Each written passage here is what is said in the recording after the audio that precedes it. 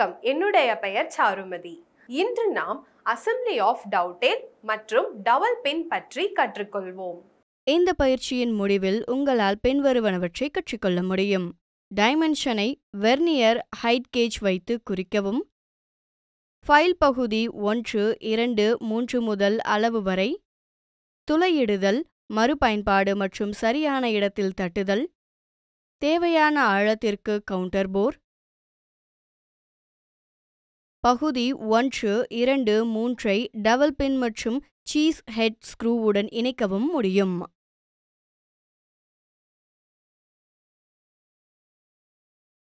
தேவையான கருவிகள்: vernier height gauge, vernier caliper. தேவையான உபகரணங்கள்: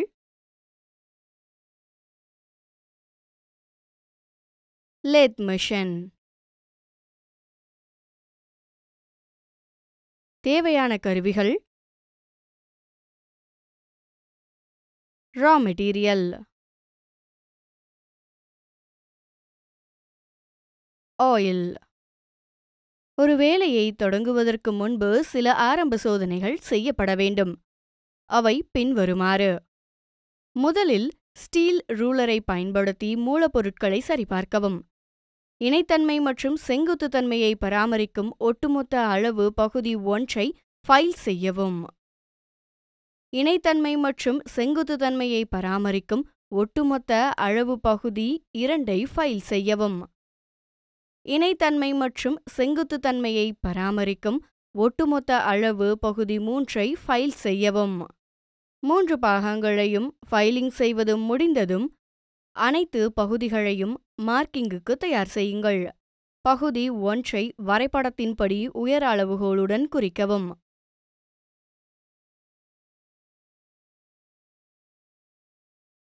பகுதி 2ஐ வரைபடத்தின்படி உயர அளவுகோலுடன் குறிக்கவும்.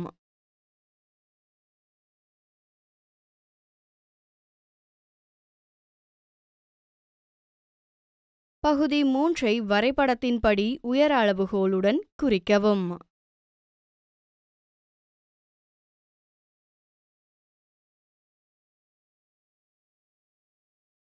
வெர்னியரால் அனைத்து பாகங்களையும் குறித்து முடிந்ததும் அடுத்து நாம் செய்ய வேண்டியது பஞ்சிங்.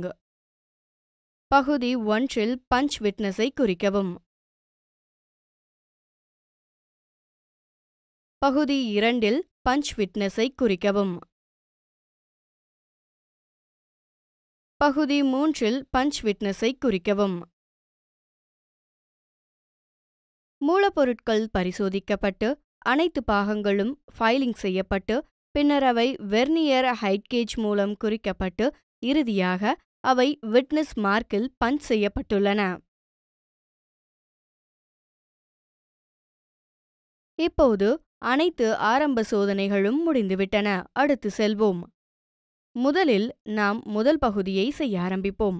4 துண்டுகளையும் ஒன்றாக அமைத்து அவற்றை இணையான ஜா கிளாம்புகளால் இறுக்கி ஒரு ட்ரைஸ்கொயரை பயன்படுத்தி சதுரத்தை சரிபார்க்கவும். துளையிடும் இயந்திர மேசையில் 4 துண்டுகளையும் கிளாம்புகளுடன் ஒன்றாக பிடிக்கவும்.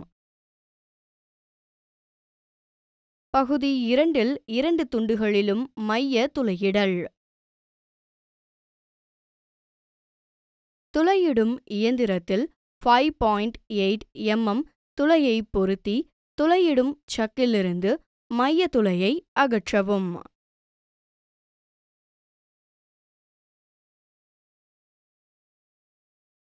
ட்ரில்டு ஹோலில் ரீம் டயாமீட்டர் 6 mm. ஜாபின் நிலையை பாதிக்காமல் ரீம்டு ஹோலில் 6 mm டயாமீட்டருடன் டவுல் பின்னை பொருத்தவும். இதேபோல் ஜாப் வரைபடத்தில் காட்டப்பட்டுள்ளபடி மற்ற டவுல் பின்களை துளையிடுதல், மறுசீரமைத்தல் மற்றும் சரிசெய்தலை செய்யவும். துளையிடும் இயந்திர சூழலில் 5 mm துளையை சரிசெய்து M6 உள்நூலை வெட்ட சீஸ் ஹெட் ஸ்க்ரூ அசம்பிளியின் இடத்தில் உள்ள ட்ரில் 2ஐ துளையிடவும். அனைத்து பாகங்களையும் பிரிக்கவும். சீஸ் ஹெட் ஸ்க்ரூக்களை சரிசெய்ய பகுதி 2இல் தேவையான ஆழத்திற்கு கவுண்டர் போர் கருவி மற்றும் கவுண்டர் போர் பொருத்தவும். உட்புற நூலை வெட்ட துளையை தட்டுவதற்கு பகுதி 1இன் இரு முனைகளிலும் கவுண்டர் சிங்க் கருவி மற்றும் ஸ்டாம்பரை சரிசெய்யவும்.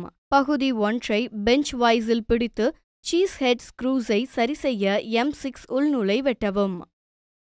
கயிறுகள் இல்லாமல் நூல்களை சுத்தம் செய்யுங்கள். அனைத்து பாகங்களிலும் கோப்பை முடிக்கவும். வேலையின் அனைத்து மூலைகளிலும் டீபார் செய்யவும். ஜாப் வரைபடத்தில் காட்டப்பட்டுள்ளபடி அனைத்து பாகங்களையும் மீண்டும் இணைக்கவும் மற்றும் பகுதி 3ஐ டவுடெயில் ஸ்லாட் ஸ்லைட் செய்யவும். சிறிதளவு எண்ணெய் தடவி பாதுகாத்து கொள்ள வேண்டும். துளையிடலுக்கு உங்களுக்கு தேவையான 2 மிக முக்கியமான விஷயங்கள் ட்ரில் மற்றும் பிட் ஆகும். இந்த 2 கருவிகளின் அளவு நீங்கள் உருவாக்கும் துளைகள் எவ்வளவு பெரிதாக இருக்கும் என்பதோடு நேரடியாக தொடர்பு கொண்டது. எனவே உங்கள் திட்டத்திற்கு சரியான ஜோடியை பெறுவது முக்கியம். பொதுவாக சிறிய திட்டங்களுக்கு ஒரு கம்பி அல்லது தண்டு இல்லாத துளை பயன்படுத்தப்படுகிறது. அதே நேரத்தில் சிறிய ஹேண்ட் ஹெல்ட் ட்ரில்லை பயன்படுத்துவது ஒரு சிறந்த வேலையாகும். ட்ரில் மற்றும் பிட்டை தவிர உங்களுக்கு கூடுதலாக உங்கள் வீட்டில் ஏதேனும் சாதனங்களை நிறுவுகிறீர்கள் என்றால் ஆலன் கீ செட் மற்றும் ஸ்க்ரூ டிரைவர் போன்ற பிற பாகங்கள் உங்களுக்கு தேவைப்படக்கூடும். மரம் அல்லது உலோக துளையிடும் பிட்டுகளை பயன்படுத்த நீங்கள் திட்டமிட்டால் கிரைண்ட்ஸ்டோன்ஸ் போன்ற கூர்மைப்படுத்தும் கருவிகளை வைத்திருப்பது முக்கியம்.